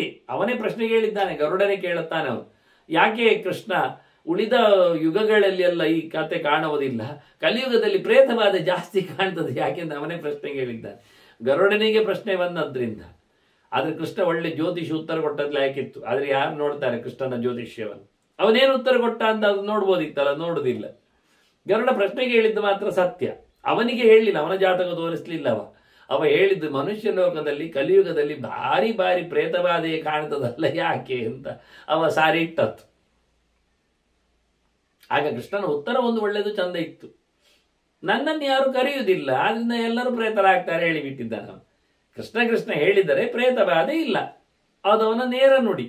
ಆದ್ರೆ ನಾವು ನೇರ ನುಡಿಯನ್ನೆಲ್ಲ ಜನರಿಗೆ ಹೇಳಲಿಕ್ಕೆ ಆಗುವುದಿಲ್ಲ. ಯಾಕೆಂದ್ರೆ ಅದೊಂದದ್ದು ಕೃಷ್ಣ ಹೇಳಿದ ತಕ್ಷಣ ಪ್ರೇತ ಹೋಗ್ತದಾ? ಅವ್ರಿಗೆ ಹೇಳುದು ಹೋಗ್ತದೆ, ಹೇಳಿ ನೋಡಿ. ಅಲ್ಲ, ನಾವೆಲ್ಲ ಬೇರೆ ಬೇರೆ ಕರೆದದ್ದು ಪ್ರೇತ ಓಡಿಸಿದ್ದುಂಟು, ಇರ್ಲಿ, ಅದು ಹೋಯ್ತು. ನಿಮ್ಗೆ ಗೊತ್ತುಂಟ ಗವಾಕ್ಷಿಯಲ್ಲಿ ಬಾರದೆ ಇರ್ತದ? ನಮಗೆಲ್ಲ ಆಗಿದೆ ಎಲ್ಲ ಹೇಳುದು ಹಾಗೆ. ಅದು ಎಲ್ಲರಿಗೂ ಎಲ್ಲವೂ ಆಗಿರ್ತದೆ. ಒಬ್ಬ ಹೇಳುತ್ತಾನೆ, ದಶಮೂಲಾರಿಷ್ಟ ಕುಡಿದ್ರೆ ಬಂಜಿನಾಡೆಲ್ಲ ಹೋಗ್ತದೆ ಅಂತ, ಸಂಕಟ ಸೊಂಟನಾಡೆಲ್ಲ ನಿಲ್ತದೆ ಅಂತ. ಇನ್ನೊಬ್ಬ ಕೂಡಲೇ ಹೇಳಿದ, ಒಳ್ಳೆಯವ, ಅಭ್ಯಾಸ ಇದ್ದವ, ಅನುಭವಸ್ಥ, ನಾನು ದಿನ ಒಂದು ಹಾಕುವುದುಂಟು ಔನ್ಸು ಅಂದ. ಅದೆಂದ 30, 60, 90 ಎಲ್ಲ ಹೇಳ್ತಾನೆ, ಹಾಕುವುದುಂಟು, ನನಗೆ ಅಂತ ಬೇನೆ ಇಲ್ಲ ಅಂದವ, ಆರಾಮಿದ್ದೇನೆ ಅಂದ. ಈಗ ಶಾಸ್ತ್ರಿಗಳೇ ಏನು ಮಾಡಿದರೆ ಒಳ್ಳೆಯದು ಹೇಳಿ ಅಂತ ಕೇಳ್ಬೇಕು ನಾವು. ಒಂದು ಪೆಗ್ ಹಾಕಲಿಯಾ ಅಥವಾ ದಶಮೂಲಾರಿಷ್ಟ ಹೊಡಿಲಿಯಾ? ಯಾವುದರಿಂದ ಏನಾಯ್ತು? ಅವ್ರು ಹೇಳಿದೇನು? ನಮಗೆ ಫಲ ಕಾಣುತ್ತದೆ, ಅದನ್ನು ಹೇಳಿದವ. ದಿನ ನಾನೊಂದು ಪೆಗ್ ಹಾಕ್ತೇನೆ, ಸಂಜೆ ಎಲ್ಲ ಬೇನೆ ಹೋಗಿರ್ತದೆ ನನಗೆ ಅಂತ ಹೇಳ್ತಾ ಇದ್ದಾನವ. ಫಲವಾದಿಯವ. ಮತ್ತೆ ಈ ಕಷಾಯ ಕುಡಿದವನ ಕಥೆ ಏನು ಹೇಳುವ ನಾವು? ನಿಜವಾಗಿ ಕಷಾಯದಿಂದ ರೋಗ ಪರಿಹಾರ ಎನ್ನುವುದು ಸಿದ್ಧವಾದ ವಿಷಯ, ಶಾಸ್ತ್ರೀಯ ವಿಷಯ, ಅದು ಅಲ್ಲ. ಆದ್ರೆ ಅವನಿಗೆ ಬೇನೆ ಹೋಗಿರಬಹುದು, ಅದು ಅದಕ್ಕೆ ಅಲ್ಲ, ಅದು ಬೇರೆ ಇರ್ತದೆ. ಫಲ ಕಂಡ ತಕ್ಷಣ ಅದಕ್ಕೆ ಕಾರಣ ಅದು ಹೇಳಲಿಕ್ಕಿಲ್ಲ. ಇದು ಹಾವು ಮತ್ತೆ ಇರುವೆ ಕಚ್ಚಿಕೊಂಡಾಗ ಸತ್ತ ವಿಷಯ ಬಂದಾಗ ಇರುವೆ ಹೇಳ್ತದೆ ನಾನು ಕಚ್ಚಿದ್ದೇನೆ ಅವನು ಸತ್ತದ್ದು ಅಂತ, ಹಾವು ಹೇಳ್ತದೆ ನಾನು ಕಚ್ಚಿದ್ದೇನೆ ಅವನು ಸತ್ತದ್ದು ಅಂತ. ವಿಷಯ ಸತ್ಯವೇ, ಇರುವೆ ಕಚ್ಚಿದ್ದಂತೂ ಹೌದಲ್ಲ ಹೇಳಲಿಲ್ಲ, ಆದ್ರೆ ಸಾಯ್ಲಿಕ್ಕೆ ಕಾರಣ ಆಯ್ತದು. ಸಾವು ಕಂಡಿತ್ತಲ್ಲ, ಕಂಡಿದ್ದೆ, ಕಾರಣ ಇತ್ತ. ಅದು ನಾವು ಮಾಡಿದ ಯಾವುದೇ ದೇವದೇವತೆಗಳ ಆರಾಧನೆಗಳು ಅಶಾಸ್ತ್ರೀಯವಾದಾಗ ಎಲ್ಲಿಯೂ ಫಲ ಕೊಡುವುದಿಲ್ಲ, ಆಯ್ತಾ? ದೇವರಾಣೆಗೂ ಫಲ ಕೊಡುವುದಿಲ್ಲ. ಅದರಿಂದ ಅದು ಬಂದದ್ದಲ್ಲ ಫಲ. ಫಲ ಬರುವುದು ಬೇರೆ. ಈಗ ನೀವು ಖಂಡದಲ್ಲಿ ಬೆಳೆ ಬಿತ್ತದೇನೆ ಫಸಲು ಹೇಳ್ತದೆ, ಎತ್ತು ಉಳದೇನೆ ರೈತ ಇಳಿಯದೇನೆ ಭತ್ತ ಕಾಣ್ತದೆ. ಎಲ್ಲಿಂದ ಬಂದು ಹೇಳಿದ್ರೆ ಬರ್ತದೆ, ಇರ್ತದೆ, ಇದ್ದದ್ದು ಇರ್ತದೆ. ಹಾಗೆ ಆದ್ರಿಂದ ಅವನಿಗೆ ಆದದ್ದು ಯಾವುದೋ ಒಂದು ಜನ್ಮಾಂತರದ ಸುಕೃತದಿಂದಲೋ ಇನ್ನು ಯಾವುದೋ ಕರ್ಮದಿಂದಲೋ ಇನ್ನು ಯಾರಿಗೆ ಕೊಟ್ಟ ದಕ್ಷಿಣೆಯಿಂದಲೋ ಊಟದಿಂದಲೋ ಆಗಿರ್ತದೆ. ಇದರಿಂದ ಅಲ್ಲ, ಕರ್ಮ ಮಾಡಿದ್ರಿಂದ ಏನಲ್ಲ. ಹಾಗೆ ಬೆಳೆ ಬೀಜ ಬಿತ್ತದೇನೆ ಬೀಜ ಆದದ್ದು ಹಿಂದಿನ ಸರ್ತಿ ಬೀಜ ಬಿತ್ತಿದ್ದರಿಂದ ಆಗ್ತದೆ. ಎಲ್ಲಿಯೋ ಗಾಳಿಯಿಂದ ರಟ್ಟಿ ಬಂದದ್ರಲ್ಲಿ ಆಗ್ತದೆ. ಎಲ್ಲೋ ತೋಟದಲ್ಲಿ ಏನೋ ಮರಗಳಾಗುವುದಿಲ್ವ? ಇವು ಬೀಜ ಬಿತ್ತದೇ ಇರುವಂತದ್ದು ಹೇಗಾಯ್ತು ಹಾಗೆ. ಅದರಿಂದ ಫಲ ಬರಲಿಕ್ಕೆ ಕಾರಣದಿಂದಲೇ ಆಗಬೇಕು ಹೊರತು ಮತ್ತೆ ಯಾವುದರಿಂದ ಆಗುವುದಿಲ್ಲ. ಕೃಷ್ಣನ ವಿಶೇಷವಾದ ಸೇವೆಯಿಂದಲೇ ಸಕಲ ದುರಿತಗಳ ನಿವೃತ್ತಿ ಎನ್ನುವುದು ಸಕಲ ಶಾಸ್ತ್ರಗಳ ಒಕ್ಕೊರಳ ವಾದ. ಅದಲ್ಲದೆ ಇನ್ನು ಯಾರನ್ನು ಮಾತಾಡಿಸಿದ್ರು ಏನು ಆಗುವುದಿಲ್ಲ ಅಂತ ಕೃಷ್ಣನೇ ಹೇಳಿಕೊಂಡಿದ್ದಾನೆ. ಗೀತೆಯನ್ನು ಓದಿದವರಿಗೆ ಅರ್ಥ ಆಗ್ತದೆ. ಅಹಮ್ಯ ಸರ್ವಜ್ಞಾನಂ ಅನ್ನುವಾಗ ಆಚೀಚನ ಗೆರೆಗಳನ್ನು ಅರ್ಥ ಮಾಡುವಾಗ ಇನ್ನು ಯಾರ ಕರ್ಮ ಮಾಡಿದ್ರು ಏನು ಆಗುವುದಿಲ್ಲ ಎನ್ನುವುದು ಗ್ಯಾರಂಟಿ. ನನ್ನ ಬಳಿಗೆ ಬಂದವನಿಗೆ ನಾನು ಒಳ್ಳೇದು ಮಾಡ್ತೇನೆ ಕೃಷ್ಣ ಹೇಳ್ತಾನೆ ಎನ್ನುವುದರಲ್ಲಿ ತಿಳ್ಕೊಳ್ಳಬೇಡಿ. ಯಾರ ಬಳಿ ಹೋದ್ರೂ ಏನು ಒಳ್ಳೇದಾಗುವುದಿಲ್ಲ ಎನ್ನುವುದು ಕೃಷ್ಣ ಹೇಳಿದ್ದೇ ಗೆರೆ. ಇದು ಎರಡನೇ ಗೆರೆ. ಎಲ್ಲ ಬಿಟ್ಟು ನನ್ನ ಬಳಿಗೆ ಬಾ ಒಳ್ಳೇದು ಮಾಡ್ತೇನೆ ಹೇಳುದು ಕೃಷ್ಣನಿಗೆ ಎಷ್ಟು ಸತ್ಯವೋ ಅಷ್ಟೇ ಸತ್ಯ. ಇನ್ಯಾರ ಬಳಿಗೆ ಹೋದ್ರೂ ಏನು ಆಗುದಿಲ್ಲ ಹೇಳಿದ್ದು ಅಷ್ಟೇ ಸತ್ಯ. ಆ ಬ್ರಹ್ಮ ಭುವನಾಲೋಕ ಪುನರಾವರ್ತಿನ ಅರ್ಜುನ ಅಂದ. ಯಾರ ಹತ್ತಿರ ಹೋದ್ರೂ ನೀನು ಕೆಳಗೆ ಬೀಳುವುದು ಗ್ಯಾರಂಟಿ ಅಂದ. ಇದು ಯಾಕೆ ಅರ್ಥ ಆಗುವುದಿಲ್ಲ ಜನರಿಗೆ? ಇದು ಯಾಕೆ ಕೇಳೋದಿಲ್ಲ ಅವರು? ಅದನ್ನು ಬಹಳ ಸ್ಪಷ್ಟವಾಗಿ ಇದು ಹೇಳುತ್ತದೆ. ಕಾಡಿಗೆ ಬಂದಿದ್ದೀರಿ ನೀವು, ಇದು ರಾಶಿಗಟ್ಟಲೆ ಪ್ರೇತಗಳ ಗಡನಗಳ ಬಗೆ. ಇದು ತಾಮಸರು ಪ್ರೇತಗಳು ಅಂದ್ರೆ.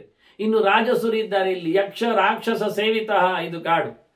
ಯಕ್ಷರು ರಾಕ್ಷಸರು ಇವರೆಲ್ಲ ಇದ್ದಾರೆ. ಇವರು ಪ್ರೇತಗಳು ಅಲ್ಲ, ಇವರು ಭೂತಗಣಗಳಲ್ಲಿ ಸೇರಿಕೊಳ್ತಾರೆ. ಈಚೆ ಬದಿಗೆ ಬರ್ತಾರೆ ಇವರು. ಅಂಥವ್ರು ಪ್ರತ್ಯಕ್ಷವಾಗಿ ಕಡಿಲಿಕ್ಕೆ ಹಿಡಿಲಿಕ್ಕೆ ಬರ್ತಾರೆ ಅವರು. ಅದರಿಂದ ರಾಜಸ ತಾಮಸ ಆತ್ಮಗಳ ನೆಲವೀಡು ಇದು. ಭಯಂಕರ ದಾರುಣ ಕಾನನೋದ್ದೇಶ. ಇದು ಕಾಡು ಕಮ್ಮಿದ್ದಲ್ಲ, ಇದು ಭಯಂಕರ ಜೋರಿನ ಕಾಡು. ವಿಚಿತ್ರವಾಗಿದೆ. ಕೌಶಿಕೈಹಿ ಅಭಿನಾದಿತ. ಗೂಬೆಗಳು ಕೂಗ್ತಾವೆ, ಭಯಂಕರ ಗೂಬೆಗಳಿವೆ, ಕೊಡ್ತಾವೆ ಅವುಗಳು. ಇನ್ನಷ್ಟು ಭಯಾನಕವಾಗಿ ಕೇಳ್ತದೆ. ಭೀಮಃ ಸುಘೋರಶ್ಚ. ತಾಮಸರಿಂದಾಗಿ ಇದು ಭಯಂಕರ ಆಗಿದೆ, ರಾಜಸರಿಂದಾಗಿ ಇದು ಘೋರವೂ ಆಗಿದೆ. ಅರ್ಥ ಆಗುವುದಿಲ್ಲ ಇಲ್ಲಿ. ತಥಾ ನೀಲಮೇಘ ಸಮಪ್ರಭ. ಕಾಪು ಕಾಡು, ಕರಿಯ ಕಾಡು, ಕತ್ತಲ ಕಾಡು, ದಟ್ಟವಾದ ನೀರು ತುಂಬಿದ ಮೋಡದಂತೆ ಏನು ಕಾಣುವುದಿಲ್ಲ ಇಲ್ಲಿ.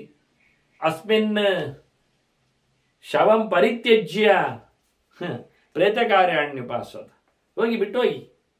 ಇಲ್ಲಿ ನೀವು ಈ ಮಗುವಿನ ಹೆಣವನ್ನಿಟ್ಟು ನಿಮ್ಮ ಕೆಲಸ ಮಾಡಿ ನೋಡಿ. ಇಟ್ಟು ಹೋಗಿ ಅಂತ ಹೇಳೋದ್ರಿಂದ ಅದನ್ನು ಹೇಳೋದಿಲ್ಲ ಮಾಡಲಿಕ್ಕೆ. ಪ್ರೇತಕಾರ್ಯಾಣ್ಯ ಉಪಾಸತ ಅಂತದೆ. ನೀವು ಸತ್ತ ಬಳಿಕ ಮಾಡಬೇಕಾದ ಕೆಲಸಗಳನ್ನು ಮಾಡಿ ಹೋಗಿ.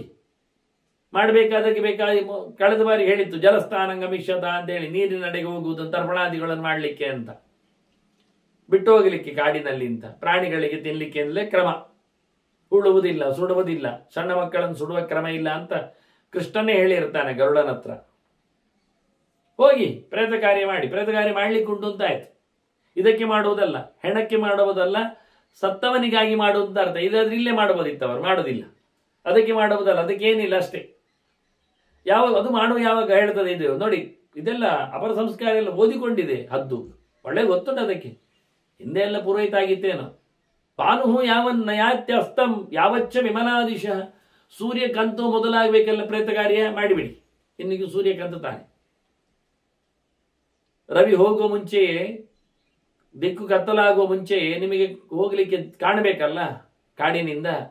ಹಾಗಾಗಿ ಪ್ರೇತ ಕಾರ್ಯಗಳನ್ನೆಲ್ಲ ಮುಗಿಸಿ ಹಗಲಿಗೆ ಮಾಡಬೇಕಾದ್ದು ಸತ್ತವನ ಕರ್ಮಾಂಗಗಳನ್ನು, ಹೆಣದ ಕೆಲಸಗಳನ್ನು ರಾತ್ರಿಯ ನಂತರ ಮಾಡಲಿಕ್ಕಿಲ್ಲ ಅಂದ್ರೆ ಇದು ಬಹಳ ಚೆನ್ನಾಗಿ ಹೇಳುತ್ತದೆ. ಆದರೆ ನಾವೆಲ್ಲ ಈಗ ಉಸಾಬರಿ ಗೊತ್ತಿಲ್ಲದೆ ಹಳೆಯ ಜನರನ್ನೆಲ್ಲ ತೋರಿಸಿಕೊಳ್ಳಲಿಕ್ಕೆ ಉಳಿದವರಿಗೆಲ್ಲ ಹೆಣವನ್ನು ಕಾಪಿಟ್ಟು ಕಾಯ್ದಿಟ್ಟು ಕೊನೆಗೆ ರಾತ್ರಿ ಎಲ್ಲ ಅದನ್ನು ಸುಡುವ ಹಾಳು ಮಾಡ್ತೇವೆ ಕೆಲಸ. ಸತ್ತ ಬಳಿಕ ಕೂಡಲೇ 1.25 ಗಂಟೆ ಒಳಗೆ ಅದು ಹೆಣ ಅದರ ಕರ್ಮಾಂಗದಲ್ಲಿ ಮುಗಿದು ಹೋಗ್ಬೇಕು. ತಡ ಮಾಡಿದ್ದಷ್ಟು ಹೇಸಿಗೆ ಆಗುವುದಿಲ್ಲ, ಆಹುತಿ ಯೋಗ್ಯ ಆಗುವುದಿಲ್ಲ ಹೇಳ್ತಾರೆ ಅದನ್ನು. ಮತ್ತೆ ತಡ ಆದಾಗಿ ಅದು ಸ್ವಲ್ಪ ವಿಕಾರಕ್ಕೆ ಹೋಗ್ತದೆ. ವಿಕಾರ ಆದ ನಂತರ ತಗೊಳ್ಳಿಕ್ಕಿಲ್ಲ. ಅಂದರೆ ತಿನ್ನುವಾಗ ಕಡುಬು ಒಳ್ಳೆದಿದ್ರೆ ತಿನ್ನಲಿಕ್ಕೆ ಬರ್ತದೆ. ಅದು 1-2 ದಿನ 2-4 ಗಂಟೆ ಹೋಯಿತು ಅಂದರೆ ಅದು ಒಂಥರ ವಾಸನೆ ಶುರುವಾಗ್ತದೆ. ಅದರಲ್ಲಿ ಮತ್ತೆ ಫಂಗಸ್ ಬರಲಿಕ್ಕೆ ಶುರು ಆಗ್ತದೆ. ಮತ್ತೆ ಇನ್ನಷ್ಟು ಅದರಲ್ಲಿ ಇರತಕ್ಕಂತಹ ಸೇರಿಕೊಂಡಿರತಕ್ಕ ಬ್ಯಾಕ್ಟೀರಿಯಾಗಳು ಮೂರ್ತ ಸ್ವರೂಪದಲ್ಲಿ ಬರಲಿಕ್ಕೆ ಶುರು ಆಗ್ತವೆ, ಕಾಣಿಸಿಕೊಳ್ಳಿಕ್ಕೆ ಶುರು ಆಗ್ತವೆ. ಅದನ್ನೆಲ್ಲ ಬದಿಗಿಟ್ಟು ತಿನ್ನುವರಿದ್ದಾರೆ ಬಿಡಿ. ಆದ್ರೆ ಉಪಯೋಗ ಅರ್ಹ ಅಲ್ಲ ಅಂತ ಹೇಳ್ತಾರೆ. ಹಾಗಿದು ಆಹುತಿ ಯೋಗ್ಯ ಆಗುವುದಿಲ್ಲ. ಆದಷ್ಟು ಬೇಗ ಹಸಿ ಹಸಿಯಾಗಿರುವಾಗಲೇ ಹೆಣದ ಆಹುತಿಯನ್ನು ಕೊಡ್ಲಿಕ್ಕೆ ಉಂಟು. ಇಲ್ಲಾಂದ್ರೆ ಗತಿಸಿದ ಆತ್ಮಕ್ಕೂ ಸಂಕಟ ಆಗ್ತದೆ. ಒಂದ್ಸರ್ತಿ ಸತ್ತ ತಕ್ಷಣ ಅದನ್ನು ಕರ್ಕೊಂಡು ಹೋಗಿ ಬಿಡ್ತಾರೆ. ಯಮಲೋಕಕ್ಕೆ ಕರ್ಕೊಂಡೋಗಿ ಅದನ್ನು ಹಾಜರಿ ಹಾಕ್ತಾರೆ. ಇದು ಹೋಗಿದೆ ಎನ್ನುವುದು ಬಂದಿದೆ ಎನ್ನುವುದನ್ನು ತೋರಿಸಿಕೊಡ್ತಾರೆ. ಮತ್ತೆ ಅದನ್ನು ಬಿಟ್ಟುಕೊಡ್ತಾರೆ. ಮತ್ತೆ ಅಲ್ಲಿಗೆ ತರ್ತಾರೆ ಸತ್ತ ಮನೆಗೆ. ಅದು ಹೋಗಿ ಬರುವ ಮುಂಚೆ ಇಲ್ಲಿ ಹೆಣದ ಕೆಲಸ ಮುಗಿಬೇಕು. ಮುಗಿಯದಿದ್ರೆ ಅದಕ್ಕೆ ಸಂಕಟ ಆಗ್ತದೆ, ಅದಕ್ಕೆ ಆಸೆ ಉಡ್ತದೆ. ಅದಕ್ಕೆ ಬರುವಾಗ ಇಲ್ಲಾಗಿ ಬಿಟ್ರೆ ಅದು ಎಲ್ಲಿಯೋ ಆಸರೆಯನ್ನು ಪಡೆದುಕೊಂಡು 10-12 ದಿನದ ಕಾರ್ಯಕ್ರಮಗಳಿಗೆ ಭಾಗಿಯಾಗ್ತದೆ, ನೋಡಿಕೊಳ್ತದೆ, ಸಾಕ್ಷಿ ಆಗ್ತದೆ. ಅಲ್ಲಿಂದ ಮುಂದಕ್ಕೆ ನೀವು ಮಾಡಿದ ಕರ್ಮಾಂಗಗಳಿಂದ, ತಿಂಗಳ ಕಾರ್ಯಕ್ರಮಗಳಿಂದ ವರ್ಷದವರೆಗೆ ಅದು ಅನುಕೂಲಕರವಾದ ಸ್ಥಿತಿಯನ್ನು ಪಡೀತದೆ. ಇದು ಕ್ರಮ. ವ್ಯವಸ್ಥಿತವಾಗಿ. ಮತ್ತೆ ಅದು ಹೇಳಿದ ಹಾಗೆ ತಿಂಗಳಿಗೆ ಅಧಿಕೃತವಾಗಿ ಮತ್ತೆ ಹೋಗುವುದು. ಈಗ ಫಸ್ಟ್ ಟೈಮ್ ಒಂದ್ಸತಿ ರಬಕ್ಕೆ ಹೋಗಿ ಬಂದದ್ದು, ಫಾಸ್ಟ್ ಎಕ್ಸ್ಪ್ರೆಸ್ ಅಲ್ಲಿ ಹೋಗಿ ಹಾಜರಾಗಿ ಬರ್ತದೆ. ಆ ನಂತರ ಪ್ರತಿ ತಿಂಗಳು ಅದರಕ್ಕೆ ಆಗಿರತಕ್ಕಂಥ ಗೇಟುಗಳಲ್ಲಿ ನಿಂತು ತಪಾಸಣೆ ಗೈದು ಆಗ ಹಾಕಿದ ಪಿಂಡಗಳಿಂದ ಅದಕ್ಕೆ ಬೇಕಾಗಿರತಕ್ಕ ವ್ಯವಸ್ಥೆಗಳನ್ನು ಪಡೆದು ಮುಂದುವರಿತದೆ. ಇಲ್ಲಾಂದ್ರೆ ಪ್ರತಿ ತಿಂಗಳು ಕೊಡದೇ ಇದ್ದಾಗ ಅಲ್ಲಿ ಮತ್ತೆ ಅದಕ್ಕೆ ಅವಘಡಗಳು, ತೊಂದರೆಗಳು ಉಂಟಾಗ್ತದೆ, ಕ್ರಾಸ್ಗಳು ಆಗ್ತವೆ. ಹೀಗೆ ಒಂದು ವರ್ಷ ಹೋದ 16 ಪಟ್ಟಣಗಳನ್ನು ಅದು ನೋಡ್ಲಿಕ್ಕೊಂಡು 16 ಪಿಂಡಗಳು ಆಗ್ತವೆ. ಒಂದೊಂದು ತಿಂಗಳಿಗೆ ಮಾತ್ರ ಅಲ್ಲ, ಮಧ್ಯೆಯಲ್ಲಿ 6 ತಿಂಗಳ ಎಡೆಯಲ್ಲಿ ಒಂದುಂಟು, ಮೊದಲ ತಿಂಗಳಲ್ಲಿ ಎಡೆಯಲ್ಲಿ ಒಂದುಂಟು, ಕೊನೆಯ ವರ್ಷದಲ್ಲಿ ಒಂದು ಎಡೆಯಲ್ಲಿ ಬರ್ತದೆ. ಹೀಗಾಗಿ ಒಟ್ಟು 12, 4, 16 ಆಗ್ತದೆ. 16 ಪಿಂಡಗಳನ್ನು ಒಟ್ಟಿಗೆ ಹಾಕುವಂಥದ್ದಿಲ್ಲ, ಆಯಾ ಗೇಟ್ಗಳಲ್ಲೇ ಕೊಡಬೇಕಾದ್ದು. ಜೀವ ಇದ್ದವನು ಸರಿ ಮಾಡಬೇಕು, ಅದು ಪ್ರಯೋಜನ ಇಲ್ಲದ ಕತೆ. ಮುಂದೆ ಮಾಡುವಂಥದ್ದು ಜನ ಮುಂದೆಗೇನು ಮಾಡುವುದು ನಾನು ಹೇಳುದು, 10 ದಿನದನ್ನೇ 3 ದಿನದಲ್ಲಿ ಒಟ್ಟೆ ಮಾಡ್ತಾರೆ. ಈಗೆಲ್ಲ ಸಂಕೋಚ ಮಾಡಲಿಕ್ಕೆ ಹೋಗಿ ಕೊನೆಗೆ ಯಾವುದನ್ನು ಸರಿ ಮಾಡದೆ ಹಾಳು ಮಾಡಿಕೊಳ್ಳುತ್ತಾರೆ. ಬದುಕಿದ್ದಾಗ 50 ವರ್ಷ ಅವನ ಸಂಪತ್ತನ್ನೆಲ್ಲ ನುಂಗಿ ಹಾಕಿದವರಿಗೆ 1 ವರ್ಷದವರೆಗೆ ಒಂದು 16 ದಿನಗಳಲ್ಲಿ ರಜೆ ಹಾಕಿಯೋ ಒಂದು ಸ್ವಲ್ಪ ಡೆಡಿಕೇಟ್ ಮಾಡಿಯೋ ಮಾಡಲಿಕ್ಕೆ ಬರೋದಿಲ್ಲ ಅಂದ್ರೆ ಇನ್ನು ಕೊನೆಗೆ ಇವನ ಅವಸ್ಥೆ ಅದಕ್ಕಿಂತ ಕಳಪೆ ಆಗ್ತದೆ ಎನ್ನುವುದನ್ನು ಯೋಚನೆ ಮಾಡಬೇಕವಷ್ಟೇ, ಅದು ಬಿಡಿ. ಹೀಗೆ ಬಹಳ ಚಂದವಾಗಿ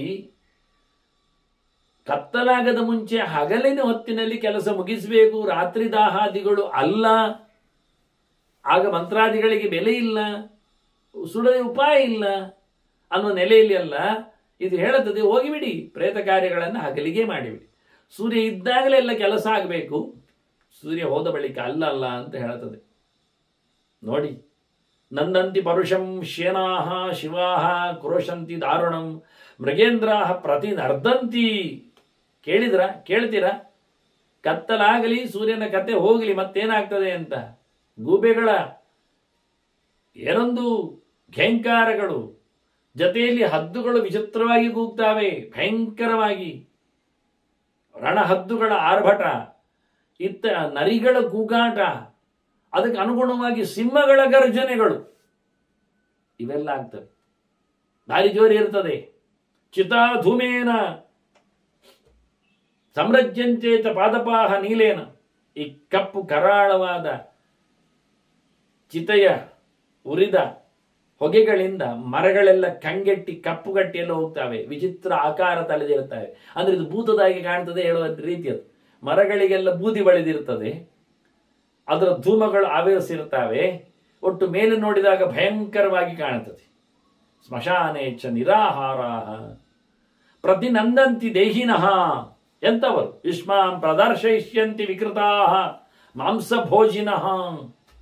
ಇಲ್ಲಿ ಭಯಂಕರವಾದ ವಿಕಾರ ಪಡೆದ ದೇಹಗಳು ಇದ್ದವರು ಇದ್ದಾರೆ. ಇದು ಹೇಳ್ತದೆ ನೋಡಿ.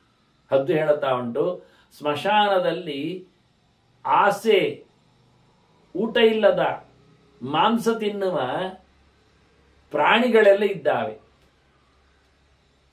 ಅದು ಮನುಷ್ಯರು ಮಾತ್ರ ಅಲ್ಲ, ಪ್ರಾಣಿಗಳು ಮಾತ್ರ ಅಲ್ಲ, ಅತೀಂದ್ರಿಯ ಶಕ್ತಿಗಳು ಆಗಿರ್ತವೆ, ಭೂತ ಪ್ರೇತ ಗಣಗಳು ಆಗಿರ್ತವೆ. ಅದನ್ನೇನು ಹೇಳುವುದಿಲ್ಲ. ಇದು ದೇಹ ಹೊತ್ತವುಗಳು ಅಂತ ಅಷ್ಟೇ ಹೇಳುತ್ತವೆ.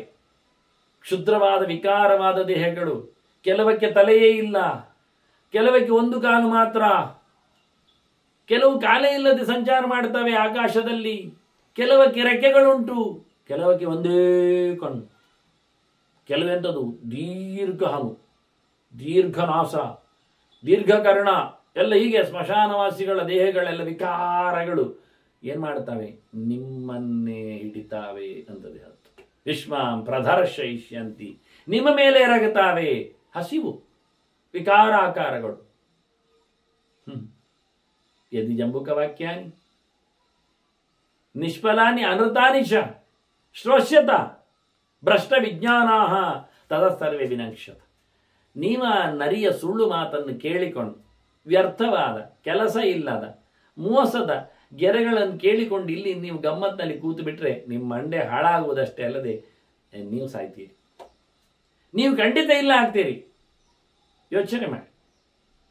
ಸಾವಿಗೆ ನೀವು ಶರಣಾಗ್ತೀರಾ? ಇಲ್ಲೇನು ಮಾಡ್ತೀರಿ? ನರಿ ಸುಮ್ಮನೆ ಬಿಡ್ತದ? ನರಿ ಹೇಳುತ್ತದೆ ನೋಡಿ. ನರಿ 2-3 ಗೆರೆಗಳಲ್ಲಿ ಮಾತಾಡ್ತದೆ. ಒಂದು ಹೇಳ್ತದೆ ನಭೇತ್ತವ್ಯಂ, ಅದು ನಿಮ್ಮನ್ನು ಹೆದರಿಸಿಕೆ ಅಂತ ಹೇಳಿ ನೀವು ಹೆದರುದು ಬೇಡ. ನೀವು ನಿಲ್ಲಿ. ಸ್ಥೀಯತಾಂ ಯಾವದಾದಿತ್ಯ, ಸೂರ್ಯ ಬರುವವರೆಗಿರಿ, ಆಯ್ತಾ? ಅದು ಹೇಳಿದ ಕತ್ತಲಿನ ನಂತರದ ಕತೆ ಅಲ್ವಾ? ಕತ್ತಲಿನ ನಂತರದ ಕತೆ ಮತ್ತೆ. ಈಗ ನೀವು ಓಡಬೇಡಿ, ಕೂತ್ಕೊಳ್ಳಿ. ಸ್ವೈರಂ, ಬೇಕಾದಾಗೆ ಅಳೀರಿ ನೀವು. ರೋದತಾಂ ಅಂತ ವಿಸ್ರಬ್ಧ ಚಿರಂ ಸ್ನೇಹೇನ ಪಶ್ಯತ, ಪ್ರೀತಿಗೆ ಕೊನೆ ಹಾಕಬೇಡಿ, ಅಳಲಿಕ್ಕೆ ವಿರೋಧ ಮಾಡಬೇಡಿ. ಹತ್ತುಕೊಳ್ಳಿ, ಕೂಗಿಕೊಳ್ಳಿ, ಬೇಸತ್ತಾಗ ಪ್ರೀತಿಯಿಂದ ಅಲ್ಲಿ ರೋದನಗೈರಿ, ಇಷ್ಟ ಬಂದಾಗ ಹಾಗೆ ಮಾಡಿ. ಅದನ್ನು ತಡೆಯುವವರು ಯಾರಿಲ್ಲ, ತಡಿಬೇಡಿ. ಕತ್ತಲಾಗುವವರು ಇರ್ಬೋದಲ್ಲ, ಸೂರ್ಯನ ಕತ್ತಲಿ ಇಲ್ಲ ಅಲ್ಲ, ಹೆದರುವುದೇನುಂಟು ಕಾಡಿನಲ್ಲಿ? ಅಯಂ ಸೌಮ್ಯ ವನೋದ್ದೇಶ, ಅದು ದಾರುಣ ಕಾನನೋದ್ದೇಶ ಅಂತ ಹೇಳಿತ್ತು. ಕಾನನ ಹೇಳುವಾಗಲೇ ಒಂದು ಭಯಂಕರದ ಸದ್ದಿನಲ್ಲಿ ಗತ್ತು ಉಂಟು. ಅದನ್ನು ತಿರುಗಿಸಿ ಹೇಳ್ತದೆ ಅಯಂ ಸೌಮ್ಯ, ಅದು ದಾರುಣ ಕಾನನೋದ್ದೇಶ ಅಂದಿತ್ತು. ಶಬ್ದ ಹಾಕಿ ಕರಾಳತೆಯನ್ನು ಕೊಟ್ಟಿತ್ತು, ಕಕಾರದಿಂದ ಕುಸಿತತೆಯನ್ನು ಹೇಳಿತ್ತು. ಇದು ವನ ಸಂಭಾಜನೆ ಅಂತ ಅರ್ಥ, ಪ್ರೀತಿಸುವುದಂತ ಅರ್ಥ. ಉದ್ಯಾನ ಇದ್ದಾಗೆ ವನ, ತದ್ವನಮಿತ್ಯುಪಾಸೀತ ಅಂತ ಹೇಳಿ ಪ್ರೀತಿಯ ತಾಣ ಇದು. ಅಯಂ ಸೌಮ್ಯ ವನೋದ್ದೇಶ, ಇದು ಚಂದವಾಗಿದೆ. ಯಾಕೆ ಅಂದರೆ ಪಿತೃಣಾಂ ನಿಧನಾಕರ, ಇದು ಹಿರಿಯರ ಕೊನೆಯ ತಾಣ. ನೋಡಿ, ಈಗ ಹೇಳೋ ವಿಷಯ ಅದು ಪ್ರೇತಗಳ, ಅದು ಸತ್ತವರಿಗಿರುವ ಸುದ್ದಿಯ ನೆಲ ಅಂತ ಹೇಳಿದ್ರೆ, ಇದು ಪಿತೃಗಳ ಕೊನೆಯ ತಾಣ ಅಂತ ಹೇಳ್ತದೆ. ಶಬ್ದ ಸೇಮ್, ಅರ್ಥದಲ್ಲಿ ಒಂದೇ, ಅಕ್ಷರಗಳಲ್ಲಿ ವ್ಯತ್ಯಾಸ. ಅದು ಹೇಳಿದ್ದಕ್ಕೂ, ಅದು ಹೇಳೋದಕ್ಕೂ, ನರಿ ಹೇಳೋದಕ್ಕೂ ಇದು ಹಿರಿಯರ ತಾಣ ಅಲ್ವಾ? ಪಿತೃಣ ನಿಧನಾಕರ, ನಿಧನ ಅಂದರೆ ನಿಧನ, ಸಾವು, ಸಾವಿನ ತಾಣ ಇದು. ಅದು ಹೇಳಿದ್ದು ಅದನ್ನೇ. ಅಂದರೆ ಪಿತೃಣ ಹೇಳೋದ್ರಿಂದ ಇದು ದೇವತೆಗಳು ಪಿತೃಗಳು ಒಟ್ಟೊಟ್ಟು ಇರುವುದು ಒಂದು ದೊಡ್ಡ ಸಂಗತಿ. ಹಿರಿಯರ ಅಂತ ಹೇಳುವಾಗ ಸಂಗತಿ. ಅವರು ಹೇಳಿದ್ದು ಪ್ರೇತ, ಪ್ರೇತ ಅಂದ್ರೆ ಸತ್ತವರು ಅಂತ ಹೇಳಿದ್ದು. ಪ್ರಯಿತ ಅಂತ, ಇಲ್ಲಿಂದ ಪೂರ್ವ ಹೋದವರು ಅಂತ. ಪ್ರೇತ ಅಂದ್ರು, ಪಿತೃ ಅಂದ್ರೆ ಶಬ್ದ ಒಂದೇ, ಶಬ್ದ ಅಕ್ಷರಗಳು ಸೇಮ್ ಇವೆ, ವ್ಯತ್ಯಾಸ ಆಗಿದೆ ಅಕ್ಷರ. ಅದು ಪ್ರೇತ, ಇದು ಪಿತೃ. ಪ್ರೇತ ಹೇಳುವಾಗ ಬೇಜಾರಾಗ್ತದೆ, ಪಿತೃ ಹೇಳುವಾಗ ಖುಷಿ ಆಗ್ತದೆ. ಓ, ಪಿತೃಗಳು ಬಂದ್ರು, ಖುಷಿ ಆಗ್ತದೆ, ಎದ್ದು ನಿಲ್ತಾರೆ ಎಲ್ಲರೂ. ಪ್ರೇತಗಳು ಬಂದವಂದ್ರೆ ಎಲ್ಲ ಓಡ್ತಾರೆ. ಎರಡು ಸೇಮೆ, ಸತ್ತವರು ಬಂದದ್ದು ಅಂತ ಹೇಳಿದ್ದು. ಆದರೆ ಆ ನರಿಯ ಭಾಷೆ ಎಷ್ಟು ಖುಷಿ ಆಯ್ತು ನೋಡಿ. ಹದ್ದಿನ ಭಾಷೆ ಎಷ್ಟು ಹೊಲಸಾಗಿತ್ತಲ್ಲ. ಇನ್ನು ನರಿ ಸುಮ್ಮನೆ ಬಿಡುತ್ತದೆ. ಬಹಳ ಚಂದವಾಗಿ ವಾದ ಮುಂದುವರಿಸಿದೆ. ಅದು ಯಾವ ನೆಲೆಯಲ್ಲಿ ಅವರನ್ನು ಮತ್ತೆ ಈ ಹಿಡಿದಿಟ್ಟಲು ಮಾತು ಆಡಿದೆ, ಮುಂದೇನು ಕತೆ ನಡೆದಿದೆ ಎನ್ನುವುದನ್ನು ಮತ್ತೆ ಸೇರಿದಾಗ ಕೇಳುವ ವಂದನೆಗಳೊಂದಿಗೆ. ಕೃಷ್ಣಾರ್ಪಣಮಸ್ತು. ನಾರಾಯಣ ನಾರಾಯಣ ನಾರಾಯಣ.